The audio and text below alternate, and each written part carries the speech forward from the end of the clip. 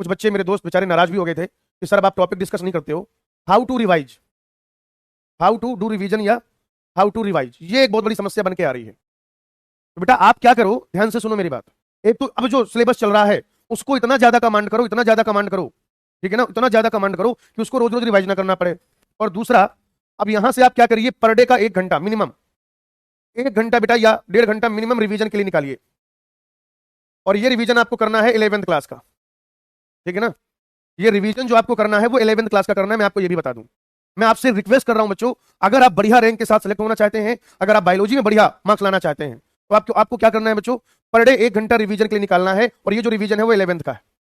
जैसे मान लीजिए, ध्यान से सुनिएगा, जैसे मान लीजिए अभी आप क्या करते हैं, क्लास के बाद 6 घंटे पढ़ते हैं, तो ऐसा नहीं करना है कि 6 घंटे के बजाय 5 घंटा पढ़ें और 1 घंटा रिवीजन करें, ऐसा नहीं करना है बेटा, ऐसा नहीं करना है। घंटा और निकालिए, ठीक है। सोते हैं तो सोइए कम, ठीक है। किसी को टीबी भी नहीं, ओनली बॉटनी का नहीं, अब रोज थोड़ी ना करोगे रिवाइज, अब उसका शेड्यूल बना लो। जैसे एक दिन 1 घंटे बैठे, ऐसे लिख लो, जैसे Monday, Tuesday, Wednesday, Thursday, Friday, Saturday, ये ऐसा है बेटा आपका। तो एक दिन आप क्या करो बताओ, एक दिन आप करो जूलॉजी प्लस बॉटनी, फिर फिजिक्स कर लो, फिर कर लो इनऑर्गेनिक ऑर्गेनिक, ठीक है ना, फिर कर लो फिजिकल, और फिजिकल के साथ साथ ये फिजिक्स है बेटा, फिजिकल कर लो, ऑर्गेनिक कर लो, इनऑर्गेनिक ऑर्गेनिक कर लो, फिजिकल ऑर्गेनिक कर लो। फिर एक दिन क्या करो, जूलॉजी बॉटनी कर लो। फिर एक दिन क्या करो आप यहाँ पर वापस से फिजिक्स कर लो। तो ये 11th के सिलेबस का बता रहा हूं मैं आपको। 12th के सिलेबस में जो भी 6 घंटा, 7 घंटा, 8 घंटा, 9 घंटा, 50 घंटा आप पढ़ रहे हैं, वो तो आपको पढ़ना ही है। 12th के सिलेबस में आपको पढ़ना ही है, ठीक है ना। 12th के सिलेबस में बेटा आपको पढ़ना ही है। 12th के सिलेबस में जितना भी समय आप दे रहे हैं, ध्यान से सुनिएगा, 12th के सिलेबस में जितना भी समय आप दे रहे हैं, रिवीजन हो 12th का, 12th की क्वेश्चन प्रैक्टिस हो, 12th का क्लास देखना हो, वो तो आपको टाइम भैया देना ही देना है। 1 घंटे कहीं और से निकालिए, ठीक है ना, 1 घंटा जो है वो कहीं और से निकालिए। और वो जो 1 घंटा है वो आप 11th को दीजिए। आप चाहे तो इस तरीके का एक शेड्यूल बना ले, जैसे मंडे को जूलॉजी बॉटनी कर लिया, ट्यूसडे को फिजिक्स रिवाइज कर लिया 11th की 1 घंटे, फिर वेंसडे को इनऑर्गेनिक ऑर्गेनिक कर लिया, यहां पर चाहो तो जूलॉजी बॉटनी कर लो, कोई दिक्कत नहीं है। ऐसा करके मतलब इस तरीके से आप मैनेज कर सकते हो। तो उसका फायदा क्या होगा कि आपका 11th भी साथ में चलता रहेगा, ठीक है ना, आपका 11th भी शाम को चलता रहेगा, ठीक है। हाँ, अब दूसरी बात सुनो, कोशिश करें कि मॉर्निंग में 1 घंटा निकालें, ज्यादा अच्छा रहेगा। अगर आप थ्योरेटिकल पार्ट पे चीजें करना चाहते हैं, अगर आप थ्योरी पे कमांड चाहते हैं, जैसे बायोलॉजी में जूलॉजी बॉटनी हो गया या आपका इनऑर्गेनिक हो गया, कितनी सारी चीजें आपको मॉर्निंग में करनी है।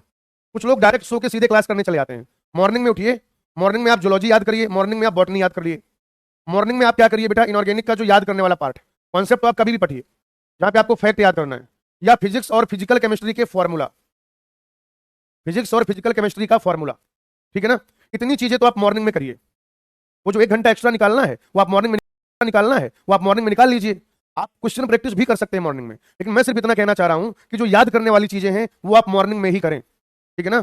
जो याद करने वाली चीजें हैं वो आप मॉर्निंग में ही करें, ठीक है। और मैं ऐसा क्यों कह रहा हूं वो भी सुन लीजिए। मैं ऐसा बेटा इसलिए कह रहा हूं, ध्यान से सुनिएगा, मैं ऐसा इसलिए कह रहा हूं आपसे क्योंकि आप बताओ, जैसे अभी आपने क्या किया, दिन की समस्या है, आपने बेटा 6 घंटे के आसपास ना लगभग क्लास की। तो जब आपने 6 घंटे के आसपास क्लास की, फिर उसके बाद आपने क्या किया, घर पे स्टडी करी, तो आप काफी ज्यादा ना थक चुके होते हैं, आप काफी ज्यादा जो है थक चुके होते हैं, एनर्जी जो है आपकी वो लो हो चुकी होती है। लेकिन जब आप सुबह सो के उठते हैं, जब आप सुबह सो के उठते हैं तो एकदम फ्रेश फील करते हैं, ठीक है ना। जब आप सुबह सो के उठते हैं तो एकदम फ्रेश फील करते हैं, तो सुबह याद ज्यादा अच्छे से होता है। अब मैं आपको इस 1 घंटे का फायदा बता दूं, ठीक है। चलो मई वाले दिन नहीं काउंट करते हैं, तो नवंबर के हो गए 30 दिन, ठीक है ना। नवंबर के कितने दिन हो गए, 30 दिन। जनवरी के 31 दिन, फरवरी के 29 दिन, मार्च के 31 दिन, अप्रैल के 30 दिन। तो 9 1 10 1 11, ठीक है ना। हासिल आया 1, 3 3 6 2 8, 8 और 6 14 1 15, 151 घंटे। अगर आप 6 घंटे पढ़ रहे हैं, आप देखिए समझिए मेरी बात, आप 6 घंटे पढ़ रहे हैं, आपका कॉम्पिटिटर भी 6 घंटे पढ़ रहा है। सोच के देखो, मान लेते हैं जितना होशियार आप हैं उतना ही होशियार आपका कॉम्पिटिटर है, ठीक है ना। जितना होशियार आप हैं उतना ही होशियार आपका कॉम्पिटिटर है, सब कुछ सारे फैक्टर सेम है। वो 6 घंटे पढ़ रहा है, आप भी 6 घंटे पढ़ रहे हैं, तो आप दोनों का रिजल्ट क्या होगा, सेम होगा। आप दोनों का रिजल्ट क्या होगा बेटा, सेम होगा, सही है ना। आप दोनों का रिजल्ट क्या होगा, सेम होगा। लेकिन अगर हम लोग देखें यहां से, अगर आप देखो तो ये क्या हो गया, नवंबर, दिसंबर, जनवरी, फरवरी, मार्च, अच्छा हाँ अप्रैल बचा हुआ है। नवंबर के 30, दिसंबर के 31, जनवरी के 31, तो ये हो जाएगा इधर, इसमें ये 2 हो जाएगा और ये 8, लगभग आपके पास 182 दिन है बेटा।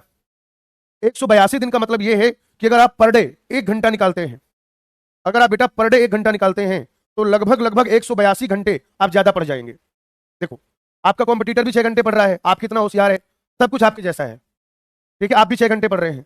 आपने दिन का 1 घंटा निकाला, आपने क्या किया बेटा, दिन का 1 घंटा निकाला, तो आपने अपने कंपटीटर से कितनी ज्यादा देर तक पढ़ाई कर ली, 182 घंटे आपने ज्यादा पढ़ाई कर ली। सोच के देखिए कितना ज्यादा आपको माइलेज बढ़ जाएगा। सही है कि नहीं? कितना ज्यादा आपका माइलेज बढ़ जाएगा। 182 घंटे आपके पास एक्स्ट्रा है दोस्त। जो सारी दुनिया कर रही है वो तो आप कर ही रहे हैं। सही है ना? जो सारी दुनिया कर रही है वो तो आप कर ही रहे हैं।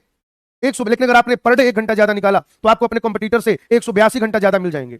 अभी भी वक्त है, अगर आप दृढ़ प्रतिज्ञ हो जाएं, जाग जाएं, तो वो दिन दूर नहीं कि आप जो है गवर्नमेंट मेडिकल कॉलेज में पहुंच जाएंगे। ठीक है, एक छोटा टॉपिक और डिस्कस कर लेते हैं, बैकलॉग का।